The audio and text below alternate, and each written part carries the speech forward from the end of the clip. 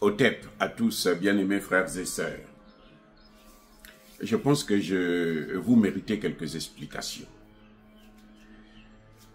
J'ai parlé de la vraie victoire de la RDC. Celle d'hier, à peine hier, le 7. Samedi 7 à Malabo. Ça, c'est la vraie victoire. Alors, pourquoi je dis ça? Je dis ça parce que la CEEAC, c'est une création, c'est un bien africain. C'est notre chose à nous. L'ONU, ce n'est pas pour nous. L'ONU, c'est pour ceux qui gouvernent l'ONU. C'est pour ceux qui, aujourd'hui, utilisent même l'ONU pour nous détruire. Comme on le voit à l'est de la RDC, où la MONUSCO est complice de Kagame. Personne ne vous le dit, la MONUSCO, c'est la France. Donc, ils ne peuvent que travailler pour Kagame. Vous voyez, ça c'est l'ONU. Donc, vous êtes obligé de naviguer, de jongler et tout. Parce que ça ne vous appartient pas, donc ne vous attendez pas à des scores mirobolants. Ce serait ridicule. L'ONU appartient aux Occidentaux. L'ONU, c'est la chose des Occidentaux. L'ONU a été créée en 1945. Aucun pays africain n'était indépendant. On était des colonies. Donc, l'ONU, quand l'ONU a été créée, c'est dans des conditions où nous sommes des colonies. Donc, nous n'avons pas un mot à dire. Ça veut dire quoi? Ça veut dire que l'ONU n'a pas été créée pour les Africains. L'ONU a été créée au contraire, contre les Africains.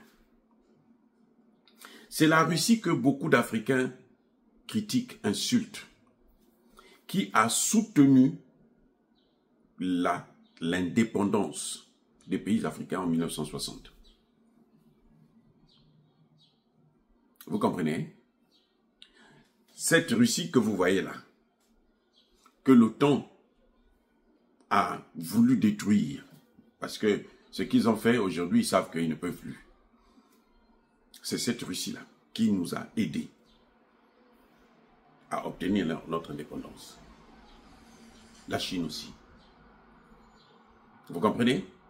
Donc l'ONU n'est pas faite pour nous, même si nous avons des victoires. C'est vrai, la double victoire de la RDC, vice-président de l'Assemblée générale de l'ONU, membre non permanent du Conseil de sécurité de l'ONU, c'est très bien. Je ne dis pas que c'est mauvais, c'est très bien. Mais la victoire que Tshisekedi a obtenue là à Malabo hier, en faisant juste un aller-retour, il est venu, il est reparti. Et il a écarté sur son chemin Paul Kagame et le Rwanda. Ça, c'est une vraie victoire. Parce que la CEEAC, là, c'est pour nous. La CEEAC n'est pas encore arrivée au niveau de la CEDEAO, où c'est la CEDEAO qui décide. On n'est pas encore arrivé là. C'est vrai qu'ils veulent mettre la main aussi, complètement, totalement. C'est pour ça d'ailleurs que vous avez vu que cette situation a duré longtemps. Parce que les Occidentaux faisaient pression sur les pays de la CEEAC.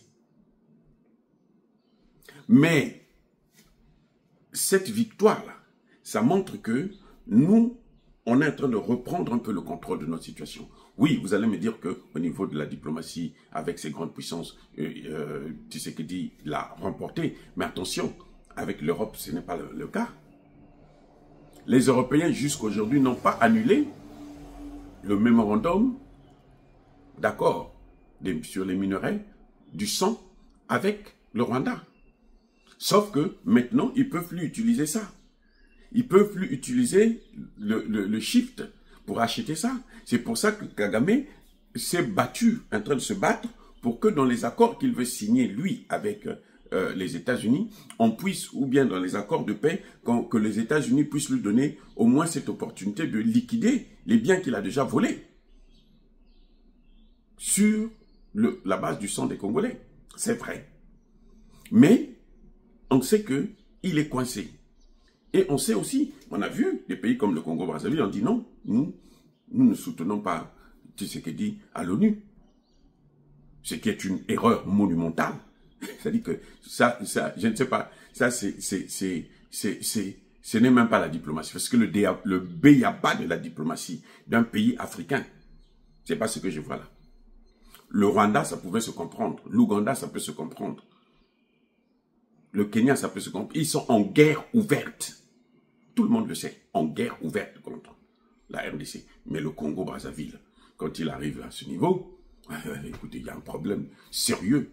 Il y a un problème sérieux de la diplomatie congolaise. Ça, c'est pas une diplomatie. Moi, je n'appelle pas ça une diplomatie. Voilà, je n'appelle pas ça une diplomatie. C'est l'ignorance, c'est l'incompétence, c'est le manque de connaissances. Donc, vous voyez, à partir du moment où les pays disent, c'est un texte qui est là. Ils disent que, bon, maintenant là, nous n'allons plus continuer à soutenir ce pays qui est en train de martyriser un autre pays. On va lui donner l'aura de l'Afrique centrale. Mais quelle image on donne à l'Afrique centrale si l'Afrique centrale soutient un pays qui est en train d'agresser un autre? Un pays génocidaire, un pays criminel. Ça veut dire que on ne pense même pas à ce peuple rwandais. Parce que, mais la seconde victime de Kagame, c'est qui? C'est son propre peuple. La seconde victime de Kagame, c'est qui? Mais c'est les Hutus. Il est en train d'exterminer les Hutus. Donc, tout ce qui est, comment on appelle, Bantou, il faut les écraser. Et ça on ne peut pas admettre ça en Afrique. Et on voit que la CEAC là, a isolé. Ça, cet acte-là, c'est en train d'isoler Paul Kagame. Le Rwanda est isolé. Isolé et sous sanction. Vous croyez qu'il peut s'en sortir? Dites-moi.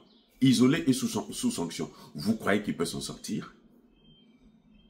On apprend ce matin que les Congolais, les FARDC, à force de crier, nous les avons crié dessus tout le temps, ils ont commencé maintenant à jouer le jeu, à rentrer en guerre, à lancer une contre-offensive.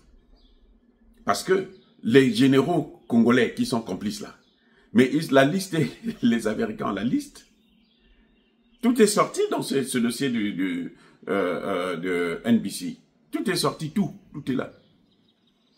Donc si eux, c'est juste le temps qui va les rattraper. Et le temps a toujours été le maître.